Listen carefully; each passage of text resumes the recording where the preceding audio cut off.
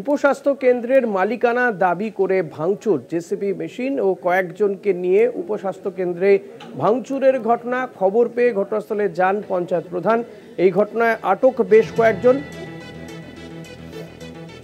পশ্চিম মেদিনীপুরের দাসপুর ১ নম্বর ব্লকের ধরমপুরের ঘটনা। প্রধানের দিকে তেড়ে যান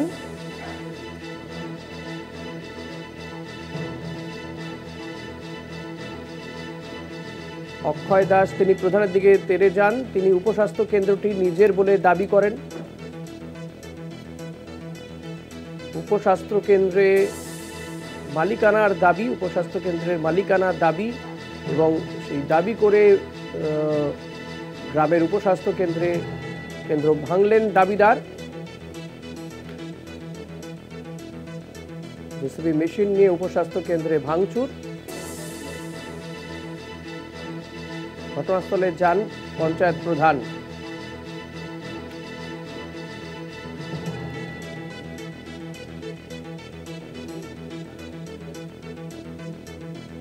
উপস্বাস্থ্য কেন্দ্র ভাঙলেন এবং সেখানে উপস্বাস্থ্য কেন্দ্রটির দাবি করা হয়। মধুসূদন ভট্টাচার্য রয়েছেন আমার সঙ্গে টেলিফোনে। মধুসূদন, ঠিক কি অভিযোগ উঠছে এবং এই উপস্বাস্থ্য কেন্দ্র কেনই বা ভাঙচুর করা হলো?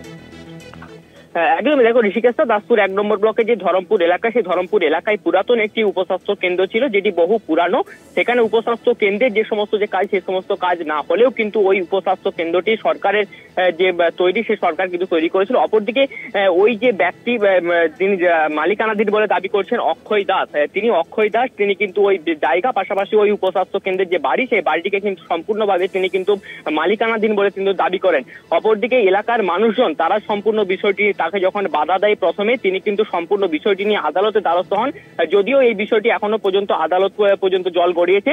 আজ কিন্তু সকালে ওই অক্ষয় দাস তিনি কিন্তু জেসিবি মেশিন পাশাপাশি তার বেশ কিছু কর্মীদের, অর্থাৎ তার বেশ কিছু মানুষজনকে নিয়ে এসে কিন্তু জেসিবি মেশিন দিয়ে একেবারে ওই যে উপস্বাস্থ্য কেন্দ্র, পুরানো উপস্বাস্থ্য কেন্দ্র, সেই পুরানো উপস্বাস্থ্য কেন্দ্র কিন্তু রীতিমতো ভাবে তারা কিন্তু ভেঙে দেয়। এই ঘটনার খবর যায় পঞ্চায়েত প্রধানের কাছে।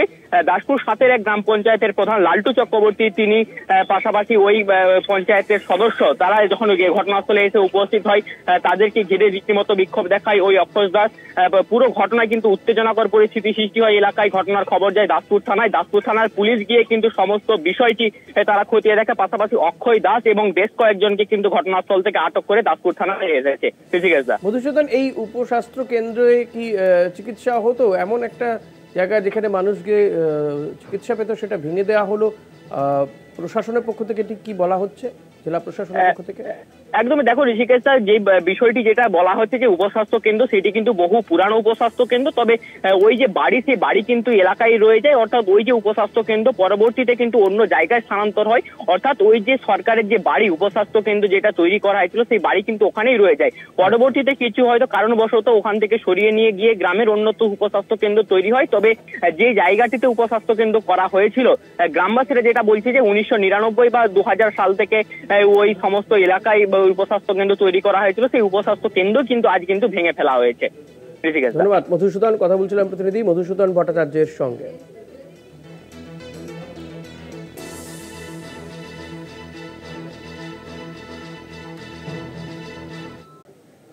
নতুন রাস্তা তৈরির কাজে কাটমানি চাওয়ার অভিযোগ তৃণমূল নেতার বিরুদ্ধে। বন্ধ রাস্তা নির্মাণের কাজ, ঠিকাদার সংস্থার কর্মীকে মারধরের অভিযোগে কাঠগড়ায় তৃণমূল নেতা। রাস্তা তৈরির কাজ বন্ধ হওয়ায় সমস্যায় ঝাড়গ্রাম মোহনপুরের সাধারণ মানুষ। নিম্নমানের সামগ্রী ব্যবহার করা হচ্ছে বলেই রাস্তার কাজ বন্ধ রাখা হয়েছে, পাল্টা দাবি অভিযুক্ত তৃণমূল নেতার। কখনো আবাসে কাটমানি, আবার কখনো স্বাস্থ্যক্ষেত্রে কাটমানি।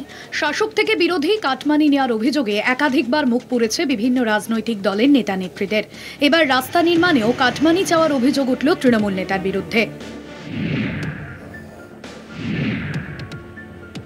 ঝাড়গ্রামের মোহনপুর স্বাস্থ্যকেন্দ্র থেকে গোবিন্দপুর বটতলা চক পর্যন্ত ২ কিলোমিটার ঢালাই রাস্তার কাজ শুরু হয়। নির্মাণ শুরুর কিছুদিনের মধ্যেই বন্ধ রাস্তা নির্মাণের কাজ। নেপথ্যে তৃণমূল নেতার কাটমানি চাওয়ার অভিযোগ। কাটমানি না দেওয়ায় ঠিকাদারকে মারধরের অভিযোগ ঝাড়গ্রামের পটাশিমুল অঞ্চল তৃণমূল কংগ্রেসের সভাপতি শ্যামল খিলারির বিরুদ্ধে। এই মর্মে ঝাড়গ্রাম থানায় অভিযোগ দায়ের ঠিকাদার সংস্থারও। অবৈধ ভাষায় গালিগালাজ করে আমাদেরকে, তো প্রাণনাশেরও একটু হুমকি দিয়েছে যে ওখানে নাকি মেরে ফেলবে আমাদের। কাজ ঠিকঠাক না, ওদের গুণমান ঠিক থাকলে। তো যে আমাদের জেলা পরিষদের ম্যাডাম ছিল ওনাকেও অভদ্র ভাষায় গালিগালাজ করে এবং ওনাদের বক্তব্য ওনাদের ঠিকঠাক কাটমানি আমরা দিতে পারিনি। তো ওনারা সেটা ইস্যু নিয়ে আমাদের উপর ঝামেলা শুরু করে। বিষয়টি প্রকাশ্যে আসতেই তুঙ্গে রাজনৈতিক চর্চা। তৃণমূলকে তোপ দেগেছে গেরুয়া শিবির, যদিও কাটমানি চাওয়ার সমস্ত অভিযোগ অস্বীকার করেছেন। না, এটা তো ভিত্তিহীন অভিযোগ। আমাদের ছেলে ধরনের কোনো কাজ করতেই পারেনি এবং আমাদের কোনো মেম্বার এখানে কোনো এইসব দুর্নীতির সাথে যুক্ত নেই, ওনারা দেখাতে পারেনি এবং জিএসবি করেনি মুরাম আর বড় গুটি দিয়ে ঢালাই করছিল। গ্রামবাসীদের অভিযোগ এই গুটি দিয়ে ঢালাই করা যাবে না, এই জন্য কাজটা বন্ধ আছে। কাটমানি তোলাবাজি এর উপরে নির্ভর করেই সরকারটা চলেছে। তো আগামী দিনে 2026 আসছে, 2026-এ সমস্ত ঝাড়গ্রামবাসীকে বলবো যে আপনারা বিচার বিবেচনা করে সঠিক জায়গায় আপনারা ভোটটা দেবেন। যদিও গ্রামবাসীদের অভিযোগের তীর ঠিকাদার সংস্থার দিকেই। শুরু থেকেই কোনো নিয়ম মানছে না বলে অভিযোগ ঠিকাদার সংস্থার বিরুদ্ধে। নিম্নমানের সামগ্রী ব্যবহারের ফলে কাজ বন্ধ করে দেওয়া হয়েছে বলে অভিযোগ ওই অভিযুক্ত নেতা ও গ্রামবাসীদের। তাদের তরফে ঠিকাদার সঞ্জীব দণ্ডপাটের বিরুদ্ধে পাল্টা অভিযোগ দায়ের করা হয়েছে জেলা পরিষদে। রাস্তা সরকারি শিডিউল মেনে কাজ হচ্ছে না। যেটা প্রথমে মাটির কাজ, সেই মাটির কাজ হয়নি। মাটির পরে যে মোরামের কাজ, সেই মোরামের কাজ বিলকুল হয়নি। গ্রাম পঞ্চায়েত থেকে আমরা যে মোরাম ফেলেছিলাম তার উপরেই এরা ওটাকে লেবেল টেবেল করে সেইটাতেই পলিথিন বিছিয়ে ঢালাই শুরু করেছে। দুপক্ষের ঝামেলা, অভিযোগ পাল্টা অভিযোগের মাঝে সমস্যায় পড়েছেন সাধারণ মানুষ। দুপক্ষের অভিযোগ পাওয়ার পর সমস্ত বিষয় খতিয়ে দেখছে ঝাড়গ্রাম থানার পুলিশ। ঝাড়গ্রাম থেকে অরূপ ঘোষের রিপোর্ট, কলকাতা টিভি। কখনো আবাসে কাটমানি, আবার কখনো আলিপুরদুয়ার জেলা হাসপাতালের বেহাল অবস্থা। বিকল একাধিক ডায়ালিসিস মেশিন। প্রায় 1 মাস ধরে মাত্র 2টি মেশিনে চলছে ডায়ালিসিস পরিষেবা। মেশিন বিকল হওয়ায় সমস্যায় পড়েছেন কিডনির অসুখে আক্রান্ত রোগীরা। রোগীদের পরিবারের তরফে দ্রুত সমস্যা সমাধানের আবেদন জানানো হয়েছে। অন্যদিকে জেলা হাসপাতালে খুব দ্রুত 10টি নতুন ডায়ালিসিস মেশিন চালুর কথা জানিয়েছেন বিধায়ক সুমন কাঞ্জিলাল। আলিপুরদুয়ারের চা বাগান ও বনবস্তির বিভিন্ন প্রান্ত থেকে প্রতিদিন বহু মানুষ জেলা হাসপাতালে চিকিৎসার জন্য আসেন। কিডনির অসুখে আক্রান্ত রোগীদের সুবিধার্থে হাসপাতালে 5টি ডায়ালিসিস মেশিন বসানো হয়। প্রতিদিন প্রায় 25 জন রোগীকে ডায়ালিসিস পরিষেবা দেওয়া হতো, কিন্তু প্রায় 1.5 মাস হলো হাসপাতালের একাধিক ডায়ালিসিস মেশিন বিকল। মাসখানেক হলো মাত্র 2টি মেশিনের সাহায্যে চলছে পরিষেবা। হাসপাতালে চিকিৎসা করাতে আসা রোগীদের পরিবারের তরফে দ্রুত সমস্যা সমাধানের আবেদন জানানো হয়েছে। পেশেন্ট নিয়ে এতদূর যাওয়া আসাটাও একটা কষ্টকর ব্যাপার পেশেন্টের উপরে। আর বলেছেন যে আজকে কথা বলবে সুপার স্পেশালিটি হসপিটালে পালাঘাটা। এখন সেটা যদি চালু হয় তাহলে কিছুটা সুরাহার পথ হবে। আপনারা এইটা হওয়াতে খুব খারাপ অবস্থায় আছে, খুব খারাপ অবস্থায় আছে, কারণ আমাদের পক্ষে সম্ভব নয় যে এতগুলো টাকা দিয়ে প্রাইভেটে করা। আপনার কারণ 1 দিন 2 দিন করা যেতে পারে, কিন্তু সেইখানে যে জলের যে ব্যবস্থার জন্য যে বন্ধ হয়ে আছে সেটা করতে প্রায় 1-2 মাস লেগে যাবে। তো 1-2 মাস আমাদের পক্ষে খুবই অসম্ভব চালানো। দীর্ঘদিন ধরে কাজ করার ফলে ডায়ালিসিস মেশিনগুলি খারাপ হয়ে গিয়েছে। তাই মুখ্যমন্ত্রী মমতা বন্দ্যোপাধ্যায়ের উদ্যোগে আলিপুরদুয়ার জেলা হাসপাতালে খুব দ্রুত 10টি নতুন ডায়ালিসিস মেশিন চালু হবে বলে জানিয়েছেন তৃণমূল বিধায়ক সুমন কাঞ্জিলাল। হাসপাতালের 10 শয্যার নয়া ডায়ালিসিস ইউনিটের কাজও পরিদর্শন করেন তৃণমূল বিধায়ক তথা রোগী কল্যাণ সমিতির চেয়ারম্যান।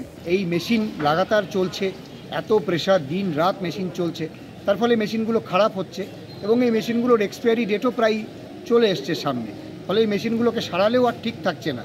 এর জন্যই মাননীয় মুখ্যমন্ত্রী 10টা নতুন উন্নত মানের মেশিন আলিপুরদুয়ার জেলা হাসপাতালে দিচ্ছেন। তা ইতিমধ্যে রেডি হয়ে গেছে, শুধু জলের লাইনটার অপেক্ষা করছি আমরা আশা করছি আর কয়েকদিনের মধ্যেই স্থায়ী সমস্যার সমাধান হয়ে যাবে। কিডনির অসুখে ডায়ালিসিস খুবই জরুরি। শারীরিক কারণে এক হাসপাতাল থেকে অন্য হাসপাতালে গিয়ে চিকিৎসা করানো অনেক সময়ই সম্ভব হয় না। এই পরিস্থিতিতে নতুন ডায়ালিসিস মেশিন যত দ্রুত চালু করে রোগীদের পরিষেবা দেওয়া যায় সেদিকেই নজর রেখেছে জেলা প্রশাসন। সমস্যা সমাধানের আশায় রয়েছেন রোগীরা। অজয় শাহের রিপোর্ট, কলকাতা টিভি। একটা ছোট্ট বিরতি নিয়ে ফিরবো, সঙ্গে থাকবেন।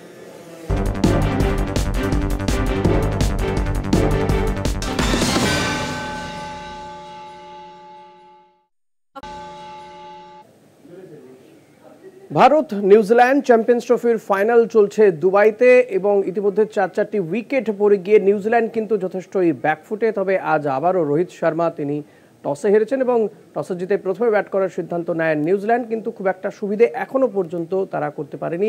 4টে উইকেট পড়ে গিয়েছে, 114 রান, 25 ওভার 3 বল, 26 ওভার রানিং, 114 রানে 4 উইকেট। বরুণ চক্রবর্তী পাশাপাশি কুলদীপ যাদব তারা যথেষ্ট ভালো বোলিং করছে। এই সমস্ত বিষয়গুলো নিয়েই আমরা কথা বলবো। প্রতিনিধি জয়জ্যোতি রয়েছেন আমার সঙ্গে সরাসরি। জয়জ্যোতি, যেটা জানতে চাইবো যে এখনো পর্যন্ত যা স্কোর দেখা যাচ্ছে, কি মনে হচ্ছে নিউজিল্যান্ডের প্রজেক্টেড স্কোর কি হতে পারে এবং এই ম্যাচটা একটা হাড্ডাহাড্ডি লড়াই কি আমরা দেখতে পারবো? দেখো, চ্যাম্পিয়ন্স ট্রফির ফাইনাল হাড্ডাহাড্ডি লড়াই হবে এইটুকু আশা রাখি। তবে প্রথমে যে নিউজিল্যান্ড শুরু করেছিল যেভাবে, সেখান থেকে মনে হচ্ছিল একটা ভালো জায়গায় কিন্তু নিউজিল্যান্ড যাবে, এবং তারপর ভারতীয় বোলাররা দুর্দান্ত কামব্যাক করেন এবং প্রিসাইসলি বলতে গেলে কুলদীপ যাদবকে নিয়ে গতকালও কিন্তু ভারতীয় শিবিরে আলোচনা হয়েছে। কুলদীপ যাদবকে খেলানো উচিত নাকি ওয়াশিংটন সুন্দরকে খেলানো উচিত। তিনি যে বিগ ম্যাচ প্লেয়ার, আরও একবার আজকের ফাইনালে কিন্তু সেটা প্রমাণ করলেন। পাকিস্তান ম্যাচে 3টি উইকেট নিয়েছিলেন, এখনও পর্যন্ত যে ম্যাচ চলছে তাতে 2টি উইকেট নিয়েছেন এবং ক্রুশিয়াল 2টি উইকেট। রাচিন রবীন্দ্রা দুর্দান্ত ব্যাটিং করছিলেন, মাঠের 4 ধারে শট খেলছিলেন, ঠিক সেই সময় রাচিন রবীন্দ্রাকে ক্লিন বোল্ড করলেন এবং কেন উইলিয়ামসন, যিনি 2 শতরান করে ফেলেছেন এই চ্যাম্পিয়ন্স ট্রফিতে, সেখানে আশা করা হচ্ছিল আজকেও কেন উইলিয়ামসনের ব্যাট কথা বলবে, কিন্তু ব্যাট কথা বলার আগেই তাকে কিন্তু প্যাভিলিয়নে ফিরিয়েছেন এই কুলদীপ যাদব।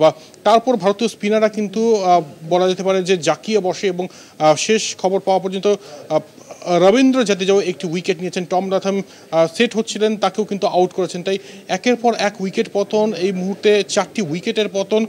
যদি পার্টনারশিপ বিল্ড আপ না হয় তাহলে কিন্তু 250-এর আগেই, মানে 230-40 যদি অল আউট হয়ে যায় তাহলে অবাক হওয়ার কিছুই থাকবে না। তবে যেখানে খেলা হচ্ছে সেখানে কিন্তু অ্যাজ দ্য গেম প্রোগ্রেসেস, মানে যত ম্যাচ এগোবে তত উইকেট মন্থর হবে। তাই পরের দিকে যারা ব্যাটিং করবে তাদের ক্ষেত্রেও যে খুব সহজ হবে বিষয়টা তা কিন্তু নয়। একদমই। জয়জ্যোতি, রোহিত শর্মার আবারও টসে হার এবং ফাইনালের মতন ম্যাচেও যে টস হার, সেটা কি কোথাও গিয়ে একটু সমস্যা হতে পারে না? আখেরে এটা ভালোই হয়েছে টসে হার এবং সেকেন্ড ব্যাটিং। হ্যাঁ, অবশ্যই। দেখো, টসে তো নতুন নয়, এটা তো মানে একটা অভ্যেস হয়ে গিয়েছে। রোহিত শর্মা টস করতে গেলে তিনি মানে হেরে যাচ্ছেন, আজকে আরও একবার টসে হারলেন। তবে একদিকে ভালোই হয়েছে, রোহিত শর্মা সেটা নিজেও বলেছেন যে মানে আমরা সব কিছুর জন্যই কিন্তু প্রস্তুত, সেটা মানে টস হারলেও প্রস্তুত, টস জিতলেও প্রস্তুত। এটা একটা ভালো দিক যে টস হারলেও ভারত ম্যাচ জিতছে। এখনও পর্যন্ত এর আগের ম্যাচগুলো ভারত জিতেছে যেখানে টস হেরেছিল। টস জিতলে হয়তো রোহিত শর্মা ব্যাটিং নিতেন, কারণ পরের দিকে যদি উইকেট ভাঙে সেক্ষেত্রে অবশ্যই স্পিনাররা একটু কার্যকরী ভূমিকা পালন করতে পারেন, সেই অনুযায়ী হয়তো ব্যাটিং নিতেন। তবে এখানে ফিল্ডিং নিয়েও যে খুব একটা ভুল কিছু হচ্ছে না এবং স্পিনাররা যে এখানেও দাপট দেখাচ্ছেন, বিশেষ করে কুলদীপ যাদব যার কথা বললাম, বরুণ চক্রবর্তীও ভালো বোলিং করেছেন এবং শেষে রবীন্দ্র জাদেজাও দুর্দান্ত বোলিং করছেন। তবে ক্যাপ্টেন্সির দিক থেকে বলবো, প্রথমে ইনিশিয়াল স্টেজে আজকে দেখি 5 ওভার পরেই স্লিপ আউট হয়ে, মানে স্লিপ সরিয়ে দেওয়া হয়, যেখানে ডিপ স্কয়ার লেগ, ডিপ পয়েন্টে ফিল্ডার রাখা হয়েছিল।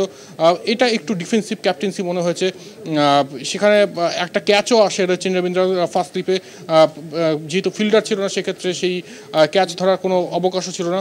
আর আরেকটা বিষয় বলা, সেটা হচ্ছে ভারতের আজকে ফিল্ডিং কিন্তু খুব একটা, 2টো ক্যাচ মিস হয়েছে। শ্রেয়াস আইয়ার ক্যাচ মিস করেছেন, মোহাম্মদ শামি ক্যাচ মিস করছেন। তাই ওই দিকটা যদি একটু দেখে নেওয়া যায় তাহলে মানে এখন ম্যাচ চলছে, এর পরের ওভারগুলো যদি আরও সতর্ক হয়ে ভারতীয় ফিল্ডাররা ফিল্ডিং করে তাহলে হয়তো আরও কম রানে, মানে যেটা প্রথমে নিউজিল্যান্ড ব্যাটাররা মনে করছিল 270-80, সেটার থেকে কিন্তু অনেকটাই কমে নিউজিল্যান্ড থামবে আশা রাখছি। একদমই।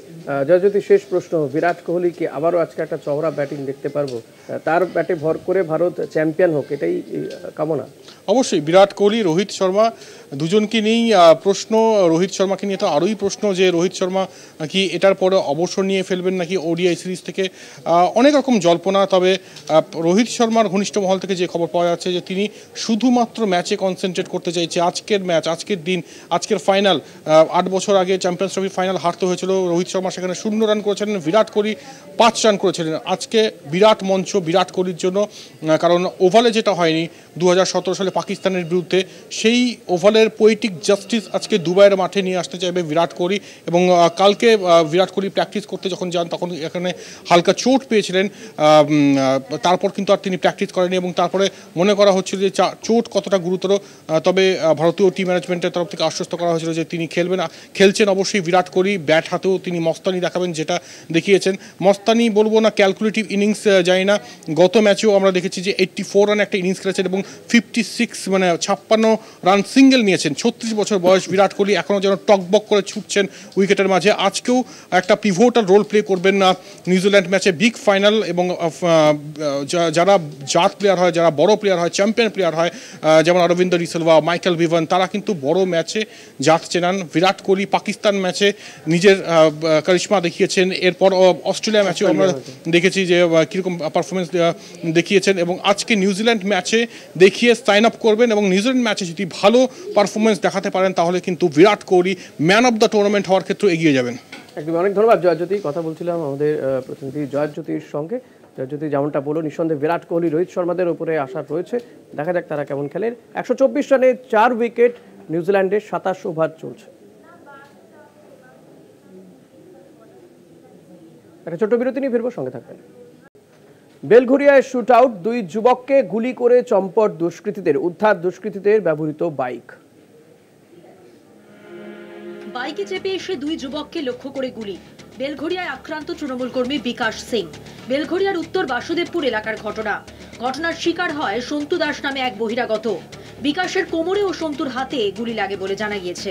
চা খাচ্ছিল বিকাশ, ওর উপরে নাকি 3 জন মানে দুষ্কৃতী এসে হামলা করেছে, গুলি চালিয়েছে। বিকাশ সিং, যার গুলি লেগেছে। কি কোনো দল করে? হ্যাঁ, টিএমসি পার্টি করে। ও কাউন্সিলর 3 জন। কি করে এসেছিল তুমি জানা গেছে? বাইকে করে এসেছিল। বললাম ঘর দিয়ে বেরিয়ে দেখি 3টে ছেলে দৌড়ে যাচ্ছে, হাতে বন্দুক নিয়ে। আমি ভাবছি এমনি খেলনা, কেউ আর কি মেরেছে, ওর জন্য যাচ্ছে। তারপরে যখন শুনি যে এখানে এরকম। কোথা দিয়ে বন্দুক নিয়ে যাচ্ছে? ওই গলিতে আমাদের দিক দিয়ে। মানে মেরে কোন দিক দিয়ে পালিয়েছে? আগরপাড়ার দিকে? হ্যাঁ। কোন দিকে? আগরপাড়ার দিকে, আমাদের রাস্তার দিকে। কজন বন্দুক নিয়ে যাচ্ছে? একজনের হাতে ছিল আর 3 জন, তাদের 2 জন ছিল। শনিবার রাতের ঘটনায় এলাকায় ছড়িয়ে পড়েছে উত্তেজনা। টার্গেট লক্ষ্য করে পরপর 3 রাউন্ড গুলি চালায় দুষ্কৃতীরা, দাবি স্থানীয়দের। দুষ্কৃতীদের টার্গেটে ছিলেন তৃণমূল কর্মী বিকাশ। চায়ের দোকানে ছিলেন বিকাশ, সেখানে ছিলেন সন্তুও। বিকাশ স্থানীয় তৃণমূল কর্মী বলে পরিচিত হলেও সন্তু দাস বহিরাগত। গুলি চলার সময় একটি গুলি তাঁর দিকে ছিটকে লাগে। উনি বাড়িতে ছিলেন, বাড়িতে ফোন এসছে, ফোনের বলে গেছে কি আপনি বাড়িতে আসো, বাইরে আসো, কাজ আছে। উনি ঘর থেকে বাইরে গেছেন, কারখানা গেছেন, কারখানা থেকে আসার পরই ঘটনাটা হয়েছে। আসার পরে ঘটনা ওই যে বয়লারতে গুলি চালানোর শেষে আগরপাড়া দিয়ে চম্পট দেয় দুষ্কৃতীরা। গোটা ঘটনার নেপথ্যে ইন্দাল যাদব নামে এক ব্যক্তির নাম উঠে এসেছে। অভিযুক্ত নিজেও তৃণমূল কর্মী বলে জানা গিয়েছে। इंडल यादव से जब नया नया पार्टी ज्वाइन हुआ था, जब नया तृणमूल पार्टी जब नया नया निर्मला मैडम आई थी, तो उस समय में इंडल यादव लड़की छेड़ने में वो पिटाया था, 2 झापड़ खाया था। इंडल यादव कौन पिटा था? वो पार्टी के आदमी लोग पिटा था, वही खीसी काला है। পালানোর সময় বাইক রেখে চম্পট দেয় দুষ্কৃতীরা। আগরপাড়ার দিকেই ছিল তাদের যাত্রাপথ। বাইকটা এখনো আমরা বলতে পারছি না, কিন্তু বাইকটা যারা এসেছিল ওইখানকার যারা ছিল চায়ের দোকানে, তারা বলেছে কি না ওরদেরই বাইক আছে, সেই জন্য বাইকটা আমরা জব্দ করে রেখেছি। বাইকটা ফেলে চলে গেছে? বাইকটা ওরা ফেলে দিয়েছে। কোন জায়গাটায় ফেলে গেছে? ওই চায়ের দোকানে। চায়ের দোকানের সামনে। হ্যাঁ। অভিযুক্ত ইন্দাল যাদবের বাড়িতে পৌঁছে যায় কলকাতা টিভির সাংবাদিক। ইন্দালের মা সাফ জানান, স্থানীয় কাউন্সিলর ও বিকাশ সিং 1 বছর আগে ইন্দালকে ব্যাপক মারধর করেন। কোথায় থাকে? কোথায় থাকে? নিউ টাউন থাকে। কালকে এখানে আসেনি? বলছি আপনার ছেলে হয়তো, আপনার ছেলেকে কয়েক বছর আগে মারধর করেছিল বিকাশ, মেরেছিল। আপাত দৃষ্টিতে গোষ্ঠী বিবাদ বলে মনে হলেও ঘটনার পরতে উঠে আসছে ব্যক্তিগত আক্রোশের বিষয়টি। এলাকা জুড়ে ছড়িয়ে পড়েছে উত্তেজনা, আইন শৃঙ্খলা নিয়ে উঠছে প্রশ্ন। বেলঘরিয়া থেকে জয়ন্ত মজুমদারের রিপোর্ট, কলকাতা টিভি। আবার একটা বিরতি নিয়ে ফিরবো, সঙ্গে থাকবেন। ভারতের সঙ্গে সম্পর্ক ছিন্ন করার আর্জি, অন্য দেশের নাগরিকত্ব নিলেন প্রাক্তন IPL চেয়ারম্যান ললিত মোদি। দীর্ঘদিন লন্ডনে থাকার পর এবার দক্ষিণ প্রশান্ত মহাসাগরের বুকে অবস্থিত দ্বীপ রাষ্ট্র ভানুতুর নাগরিকত্ব নিলেন তিনি। মূলত 80টি দ্বীপ নিয়ে তৈরি ভানুতু। ললিত মোদি সেখানকার নাগরিকত্ব নেওয়ার মানচিত্রে ভানুতুর নাম উজ্জ্বল হয়ে উঠেছে। মোদির বিরুদ্ধে কয়েকশো কোটি টাকা আত্মসাতের পাশাপাশি আরও অভিযোগ রয়েছে। 2010 সাল থেকে দেশ ছাড়া মোদি 2015 সালে তার বিরুদ্ধে জামিন অযোগ্য ধারায় গ্রেফতারি পরোয়ানা জারি করে মুম্বাইয়ের বিশেষ আদালত। ভানুতুর নাগরিকত্ব নেওয়ায় ললিত মোদিকে দেশে ফেরানোর কঠিন হবে। প্রায় 1.5 কোটি টাকায় ভানুটুর নাগরিকত্ব পাওয়া যায়। তবে ললিত মোদির বিরুদ্ধে জামিন অযোগ্য মামলা চলছে, তেমনই চলবে বলে বিদেশ মন্ত্রকের তরফে জানানো হয়েছে।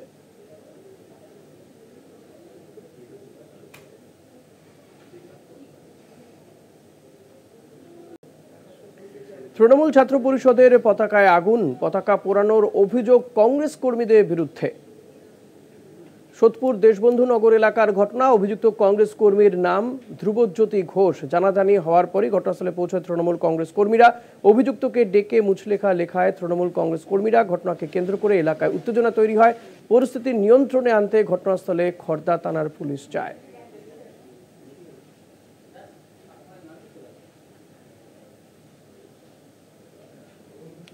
ফের ভুয়ো ভোটারের হদিশ। গঙ্গাসাগরের রামকরচর গ্রাম পঞ্চায়েতের 59 নম্বর বুথে ভুয়ো ভোটারের খোঁজ। এই বুথে নতুন ভোটার তালিকায় রাজু শেখ নামে এক ব্যক্তির নাম আছে। বাবার নাম শেখ তাহিদ। আদতে শেখ তাহিদ এই বুথের ভোটার হলেও রাজু শেখ নামে তার কোনো ছেলে নেই। বিষয়টি প্রকাশ্যে আসতেই সুন্দরবন উন্নয়ন মন্ত্রী বঙ্কিম হাজরা দলীয় কর্মীদের নিয়ে ওই বুথে যান। ভুয়ো ভোটার নিয়ে সরব হন তিনি।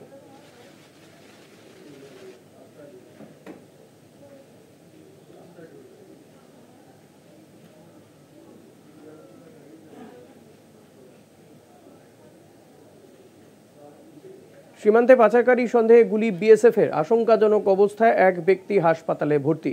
বসিরহাট মহকুমার স্বরূপনগর থানার গোবিন্দপুর গ্রামের কালুঞ্জি ব্রিজের ঘটনা। প্রাথমিক অনুমান, শাহাবুদ্দিন বিশ্বাস নামে এক ব্যক্তি অবৈধভাবে বাংলাদেশে কিছু পাচারের চেষ্টা করছিল। তাকে ধরতে গেলে গুলি চালায় বিএসএফ। শাহাবুদ্দিনের পাচারের উদ্দেশ্য ছিল নাকি নেপথ্যে অন্য কোনো কারণ রয়েছে তা খতিয়ে দেখছে স্বরূপনগর থানার পুলিশ ও বিএসএফ।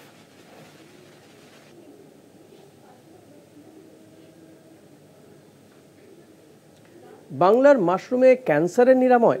বাঙালি গবেষণায় আশার আলো দেখাচ্ছে চিকিৎসা শাস্ত্রে। চিকিৎসা জগৎ কিন্তু আশার আলো দেখছে। বিজ্ঞানী স্বপন কুমার ঘোষের দাবি, বীরভূমে বিশেষ একটি মাশরুমে রয়েছে এমন কিছু অ্যান্টিঅক্সিডেন্ট যা ক্যান্সার রোগ নিরাময় করতে পারে।